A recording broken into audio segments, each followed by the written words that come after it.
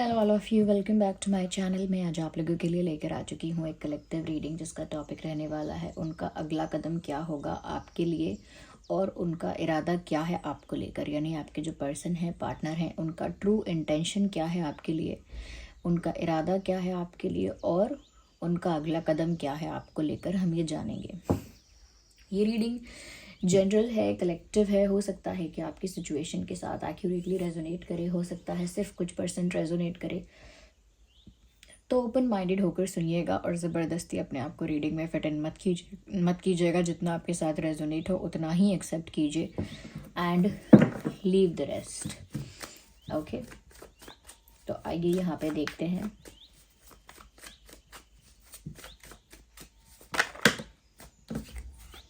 Well, we need one card.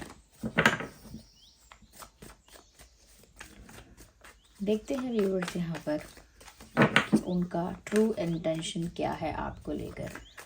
आपके person जो है उनका इरादा क्या है। Okay, hibernation and the regeneration is the card. We have 6 of Pentacles.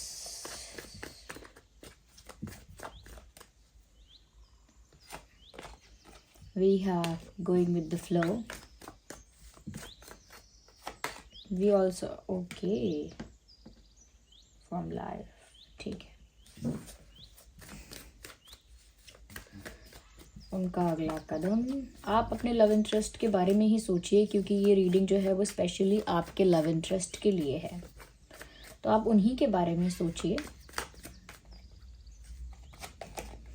4 of swords, interesting. सभी कार्ड्स यहाँ पर आ गए हैं। देखिए, सबसे पहली चीज़ यहाँ मुझे जो नज़र आ रही है वो ये है कि अगर हम आपके पर्सन की इंटेंशन की बात करें कि उनका इंटेंशन क्या है, इट लुक्स लाइक व्यूअर्स कि जैसे उनका इंटेंशन है कि वो आपके साथ कोई तो ऐसा कनेक्शन, ऐसा रिश्ता बनाना चाहते हैं जिसकी वैल्यू हो।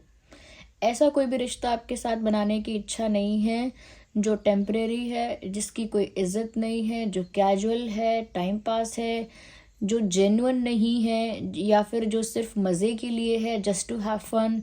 ऐसा रिश्ता बनाने में उनको कोई इंटरेस्ट नहीं है आपके साथ। वो चाहते हैं कि आपका उनके साथ कुछ सीरियस, कुछ ऑफिशियल, कुछ स्ट्रॉन्ग टाइप का रिश्ता बने। एक ऐसा रिश्ता जहाँ पर दोनों तरफ से म्यूचुअल इंटरेस्ट हो, दोनों तरफ से बराबर का इंटरेस्ट, बराबर का इमोशनल अटैचमेंट और इक्वल फीलिंग्स हो, दोनों तरफ एक जैसी फीलिंग्स हो। एक ऐसा रिश्ता आपके साथ चाहते हैं जहाँ रिश्ता दोनों तरफ से मजबूत हो, दोनों तरफ से विश्वास हो, दोनों साइड से ट्रस्ट हो। तो एक ऐसा रिश्ता चाहते हैं जो बहुत बैलेंस्ड हो दोनों तरफ से। ऐसा नहीं है कि एक ही इंसान एफर्ट ले और ऐसा नहीं है कि एक कुछ भी ना करे। तो वो इक्वल रिश्ता चाहते हैं, mutual effort, mutual love, mutual respect, mutual interest और अट्रैक्शन म्यूचुअल चाहते हैं, दोनों तरफ से हो। ये उनका इरादा है कि एक ऐसा रिश्ता बने जो सीरियस भी हो, ऑफिशियल भी हो, जिसमें एक लॉन्ग टर्म कनेक्शन हो।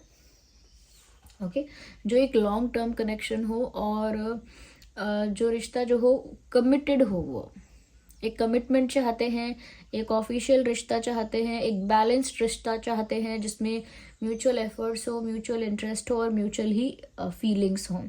तो एक मुझे लगता है कि एक बैलेंस वाला रिश्ता ये चाहते हैं आपके साथ। ये उनका इंटेंशन है।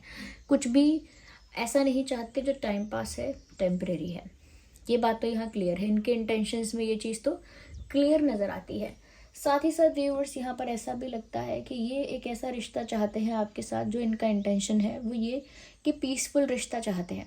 ऐसा रिश्ता नहीं चाहते जहाँ रोज़ ब्रेकअप पैचअप हो रहा है, छोटी छोटी बात पर लड़ाई, छोटी छोटी बात पर धमकी, breakup patchup, ups and downs इतने ज़्यादा हैं कि रोज़ कुछ एडवेंचर लगता है, रोज़ एक नया एक नया बैटल, रोज़ एक नया एडवेंचर, एक केओस है, एक मेस क्रिएट हुआ है।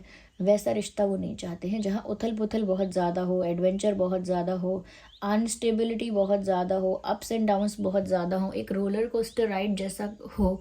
ऐसा उनको नहीं चाहिए। दे वॉन्ट अ पीसफुल, काम, stable, smooth relationship with you. उन्हें तो आपके साथ एक स्टेबल रिश्ता, पीसफुल रिश्ता, काम रिश्ता, एक शांतिपूर्ण, एक सरल साधा स्मूथ टाइप का कनेक्शन आपके साथ चाहिए, जहाँ बहुत एडवेंचर ना हो, जो पीसफुल हो, ऐसा रिश्ता जो मन को शांति देता हो, जहाँ सुकून मिले, जहाँ शांति मिले, जहाँ पर इंसान थोड़ा सा लाइट फील करे। एक ऐसा लव, एक ऐसा कनेक्शन वो मेंटेन करना चाहते हैं। शायद वो ऐसे रिश्ते लाइफ में देख चुके हैं या देख चुकी हैं जहाँ पर बहुत ज़्यादा अप्स एंड डाउन्स होते हैं, रोज़ लड़ाई झगड़े, ब्रेकअप पैचअप होता रहता है, और माइंड गेम्स चलते रहते हैं, एडवेंचर चलता रहता है। ये सब उनको चाहिए ही नहीं। ये अनस्टेबिलिटी, ये अप्स एंड डाउन्स शायद उन्होंने अपनी लाइफ में या दूसरों की लाइफ से बहुत ज़्यादा देख लिए हैं। Now they done with it, they don't want it any more. उनको ऐसा कुछ चाहिए ही नहीं अपनी लाइफ में अब। या यहाँ पर लेकिन ऐसा लगता है व्यूअर्स कि ये जो इंसान है ना, ये मुझे ऐसा लगता है कि ये ऐसा भी इनका इंटेंट है व्यूअर्स, ऐसा भी कहीं ना कहीं इनका इरादा है कि ये कुछ अनफेयर इनसे ना हो जाए, या कुछ इनजस्टिस इनसे ना हो जाए, या इनके साथ ना हो जाए। इस बात के लिए काफ़ी कॉन्शियस है ये इंसान कि गलती से ये कुछ अनफेयर या इनजस्टिस आपके साथ ना कर दें, और आप भी इनके साथ कोई इनजस्टिस या कुछ अनफेयर ना करो, क्योंकि इनको इनजस्टिस बहुत परेशान करता है। कुछ भी अनफेयर होता है, इनजस्टिस होता है, अन्याय होता है, वो चीज़ इनको बहुत स्ट्रेस देती है, टेंशन देती है। तभी तो यहाँ पर पहली बात जो निकल कर आई वो यही थी कि ये चाहते हैं कि एक फेयर रिश्ता हो, दोनों तरफ से इक्वल, दोनों तरफ से बैलेंस्ड, म्यूचुअल रिश्ता। वो इसीलिए क्योंकि वो नहीं चाहते कि एक के साथ कुछ अनफेयर हो। शायद इनके साथ अनफेयर हो चुका है, या फिर इनजस्टिस से इनको बहुत चिढ़ है। अगर हम इनके अगले कदम की बात करें कि इनका अगला कदम क्या हो सकता है, वेल मुझे लगता है इस समय ना ये इंसान एक थिंकिंग पीरियड में है। ये इस समय सोच विचार में डूबे हुए हैं। 4 ऑफ सोर्ड्स भी कोई एक्शन नहीं दिखाता। हाइबरनेशन तो बताता ही है कि ये इंसान वर्ल्ड से डिस्कनेक्ट होकर अपने आप में खोए हुए हैं। और यहाँ पर गोइंग विद द फ्लो का जो कार्ड है वो ये बताता है कि जहाँ लाइफ और डेस्टिनी इनको लेकर जा रही है, वहाँ जाने के लिए रेडी हैं, या फिर वहाँ अपने आप चलते जा रहे हैं, उसी दिशा में अपने आप चलते जा रहे हैं। उसके लिए खुद से कुछ प्लान नहीं कर रहे, खुद से कुछ एक्शन नहीं ले रहे। जहाँ पर किस्मत उनको लेकर जा रही है उसी दिशा में वो बहते जा रहे हैं बिना कुछ सोचे समझे। यहाँ पर ऐसा भी लगता है कि कहीं ना कहीं मुझे ऐसा लगता है व्यूअर्स कि ये इंसान थोड़ा सा अकेलेपन में भी है इस समय। ऐसा लगता है आइसोलेटेड है, दुनिया से दूर हैं और अपने ही विचारों में खोए हुए हैं। बहुत डीप थिंकिंग, डीप एनालिसिस, बहुत गहन विचार करना, आपके साथ वो जो चाहते हैं या आपके साथ जो उनका इक्वेशन है उसी के बारे में मुझे लगता है बहुत ज़्यादा डीप थिंकिंग कर रहे हैं। अगर हम अगले कदम की बात करें तो नेक्स्ट एक्शन इस समय कुछ नहीं दिख रहा। इस समय थिंकिंग दिख रही है, और नेक्स्ट एक्शन के लिए ज़्यादा करके बस यही दिख रहा है कि जहाँ मेरी किस्मत में जो लिखा होगा वो होगा। मेरी डेस्टिनी, मेरा भाग्य मुझे जिस ओर लेकर जाएगा मैं उस ओर जाऊंगा या जाऊंगी। ओके। और कहीं ना कहीं मुझे ऐसा लगता है व्यूअर्स कि ये जो इंसान है ना, ये बहुत ज़्यादा ना सोच रहे हैं, क्योंकि ये 4 ऑफ सोर्ड्स में भी कुछ मुझे एक्शन नहीं लग रहा। ऐसा लगता है कि ये चुपचाप कुछ सोच रहे हैं और एक अकेले में बैठे हैं। ये ऐसा लगता है जैसे ये इंसान अकेले में बैठा हुआ है या अकेले में बैठी हैं। वो किसी और का प्रेजेंस नहीं चाहते, वो किसी और की एडवाइस या सलाह नहीं चाहते, ये नहीं चाहती, और उन्होंने आउटसाइड वर्ल्ड से जैसे डिस्कनेक्ट कर लिया है। अपने ही जोन में हैं, अपने ही शेल में हैं। आउटसाइड वर्ल्ड से उन्होंने, बाहरी दुनिया से उन्होंने डिस्कनेक्शन कर लिया है, यानी डिस्कनेक्ट कर दिया है, और अपने आप को आइसोलेट कर लिया है। थोड़ा सा अकेलेपन में है जानबूझ के, और उस अकेलेपन में बहुत विचार कर रहे हैं, बहुत कुछ सोच रहे हैं। अपनी जो एनर्जी उनकी जो डाउन हो गई थी या एग्जॉस्ट हो गई थी उसको भी कहीं ना कहीं चार्ज कर रहे हैं। अकेले में जाकर अपनी एनर्जी को भी चार्ज कर रहे हैं। बहुत ज़्यादा सोच रहे हैं, चिंतन कर रहे हैं आपको लेकर। ऑफकोर्स आपको लेकर ही कर रहे हैं, लेकिन बहुत ज़्यादा सोच रहे हैं और ज़्यादा सोशलाइज नहीं कर रहे हैं। जैसे कहते हैं ना, फ़ोन को साइलेंट पे रख दिया है या ऑफ कर दिया है, या कुछ ऐसा कर देना जिससे सोशलाइज ना कर पाएँ, लोग भी इनसे ज़्यादा इंटरेक्ट ना कर पाएँ, लोग ज़्यादा बात ना कर पाएँ इनसे। तो मुझे लगता है कि थोड़ा डिस्कनेक्टेड हैं, आइसोलेटेड हैं, बहुत ज़्यादा सोच में डूबे हुए हैं। और रही बात कि हो क्या रहा है, करना क्या चाह रहे हैं, तो किस्मत उनको जहाँ ले जा रही है उसी दिशा में जा रहे हैं, नथिंग एल्स। और यहाँ पर मुझे ऐसा भी लगता है व्यूवर्स कि कुछ भी अगर इम्पोर्टेंट काम करने का ये सोचते हैं या डिसाइड करते हैं कि पढ़ाई कर लेंगे या जॉब अच्छे से कर रहे हैं या बिज़नेस अच्छे से कर रहे हैं या कुछ सीख रहे हैं, सिखा रहे हैं, ओके, कोई जॉब है, बिजनेस है, what ever it is, what ever they do, कुछ भी वो करते हैं, उनका जो ध्यान है वो आपकी तरफ जा रहा है। बार बार वो बार बार आपकी तरफ उनका अटेंशन चला जाता है। किसी भी काम को करने में उनका 100% फोकस है ही नहीं। उनका वो कहीं होते हैं और उनका दिमाग कहीं आपके पास चला जाता है। इनफैक्ट यहाँ पर ऐसा लगता है व्यूवर्स कि कभी कभी ये जो इंसान है वो आपके बारे में सोचकर इतना ज़्यादा खो जाते हैं, इतना डूब जाते हैं उस थिंकिंग में, इतना खो जाते हैं कि उन्हें अपने आसपास का एहसास नहीं रहता कि मेरे आसपास क्या हो रहा है, कौन कौन है।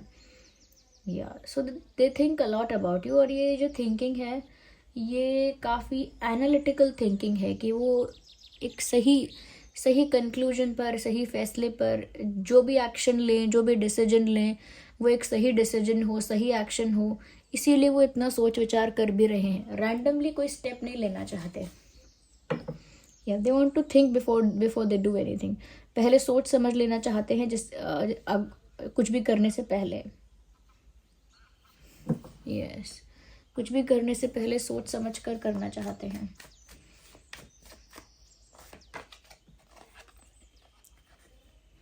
द टावर, मुझे ऐसा लगता है व्यूअर्स डेफिनेटली यहाँ पर कहीं ना कहीं इनकी लाइफ में कुछ तो ऐसा हो रहा है या हो चुका है जहाँ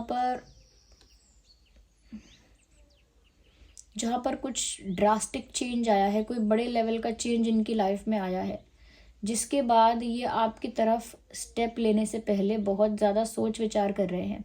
या तो इनकी लाइफ से कुछ रिलीज़ हुआ है, कुछ ख़त्म हुआ है इनकी लाइफ में, या फिर कोई इनकी लाइफ से चला गया है, या कोई लॉस, कोई फेलियर हुआ है, बट कुछ तो इनकी लाइफ में ऐसा हुआ है जिसकी वजह से अब आगे कोई फैसला करने से पहले ये इंसान बहुत सोच रहे हैं। तो कोई झटका इनको लगा है, मुझे ऐसा लगता है।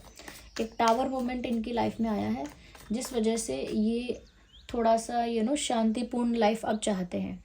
पहले इनकी लाइफ काफ़ी केओटिक, मेसी और एडवेंचरस रही है when it comes to relationships. इसी वजह से अब एक ड्रास्टिक चेंज आया है, एक धक्का लगा है, एक बड़ा चेंज, एक शॉक, एक टर्निंग पॉइंट उनकी लाइफ में आया है। और उसके बाद अब उन्होंने ये सब सोचा है कि व्यूअर्स वो अब पीसफुल रिश्ते चाहते हैं, अपनी लाइफ को पीसफुल बनाना चाहते हैं, सिंपल और स्मूथ बनाना चाहते हैं। और जितना ज़्यादा वो सोशलाइज कर रहे थे दुनिया में, जितना ज़्यादा इंटरेक्ट करते थे, अब वो आइसोलेट होना चाहते हैं या आइसोलेशन चाहते हैं। और ये टर्निंग पॉइंट जो इनकी लाइफ में आया है टावर मोमेंट की वजह से, इस वजह से अब आगे आपको लेकर जो भी डिसीजन लेना है वो डिसीजन बहुत ही सोच समझ कर लेना है, ऐसा लगता है मुझे। यहाँ पर ऐसा भी नज़र आ रहा है व्यूअर्स दैट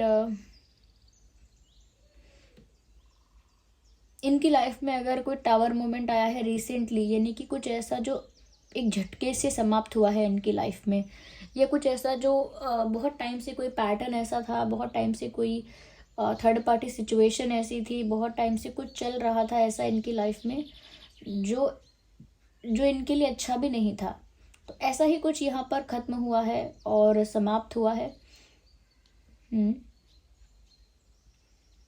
लेकिन किसी चीज़ के कोई चीज़ समाप्त हुई है या कोई चीज़ ख़त्म हुई है, वो नहीं चाहते कि उसका असर इनके प्यार पर, इनके कनेक्शन पर पड़े, जो इनका कनेक्शन आपके साथ है। ये नहीं चाहते कि जो भी इनकी लाइफ में टावर मोमेंट आया है, झटका जो लगा है, या फिर एकदम से जो एक अनस्टेबिलिटी आई है, उसका असर इनके प्यार पर पड़े, ये बिल्कुल नहीं चाहते। इसीलिए बहुत शांति से सोच समझ रहे हैं या रही हैं। ये प्रोटेक्ट करना चाहते हैं व्यूअर्स अपने प्यार को हर तरह की मुसीबत से। इस कनेक्शन को लेकर काफ़ी प्रोटेक्टिव हैं और कोई मिस्टेक रिपीट नहीं करना चाहते। क्योंकि इनको काफ़ी हार्ट ब्रोकन फील होता है, काफ़ी इनको मतलब हर्ट होता है, बुरा महसूस होता है। कुछ इनकी लाइफ में ऐसा हुआ है व्यूअर्स, रिसेंटली इन्होंने किसी को खोया है या कुछ तो इनकी लाइफ में लॉस हुआ है, कोई फेलियर, कोई हेल्थ इशू, कोई ऐसा कुछ ऐसा हुआ है जिसकी वजह से अब ये अपना रिश्ता सेक्रीफाइस नहीं करना चाहते। जैसे एक आंधी आती है और सारे घर को उजाड़ती है, इंसान फिर भी कोशिश करता है कि मेरे घर का ये कमरा बचा रहे, अगर बाकी कुछ ख़राब हो गया है तो पीपल ट्राई। अगर आंधी आती है, पूरा बगीचा उड़ गया, तो सबसे अच्छा जो पेड़ है, पुराना जो पेड़ है, उससे प्रोटेक्ट करने की हम कोशिश करते हैं। ऐसे ही यहाँ पर मुझे लगता है कि अगर आंधी आई है इनकी लाइफ में और कुछ तबाह हो गया है, उजड़ गया है, तो उसकी वजह से इन्हें डर लगता है कि इनका जो प्यार है, रिश्ता है आपके साथ, कहीं वो भी ना उजड़ जाए, कहीं वो भी ना ख़राब हो जाए, तो उसको लेकर बहुत प्रोटेक्टिव हैं। प्यार को खोने से डरते हैं, इसीलिए नेक्स्ट एक्शन तो लेंगे लेकिन सोच समझ कर लेंगे। इमोशंस में बहकर या डर कर, घबरा कर या जल्दी में कोई डिसीजन नहीं लेने वाले। और बाकी चीज़ों के लिए ऐसा सोचते हैं कि जहाँ मेरी किस्मत मुझे ले जाएगी वहीं मैं जाऊंगा या जाऊंगी।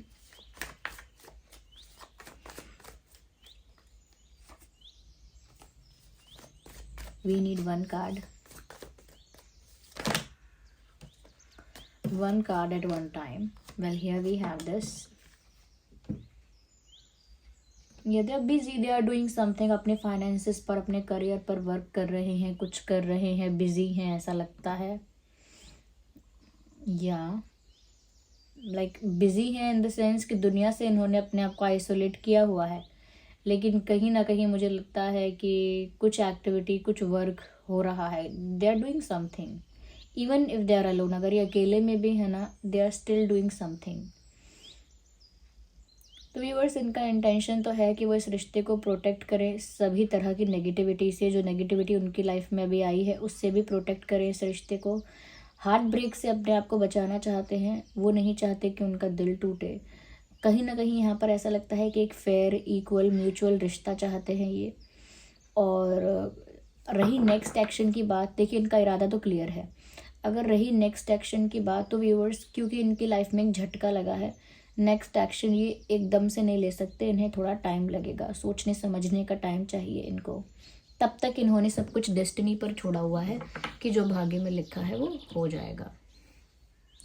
अगर हम ज़ोडिएक साइंस की बात करें तो जेमिनी, लिब्रा, एक्वेरियस यहाँ पर है, एंड एरीज, लियो, सैजिटेरियस है यहाँ पे, टॉरस, वर्गो, कैप्रिकॉन, कैंसर, स्कॉर्पियो, पाइसेस।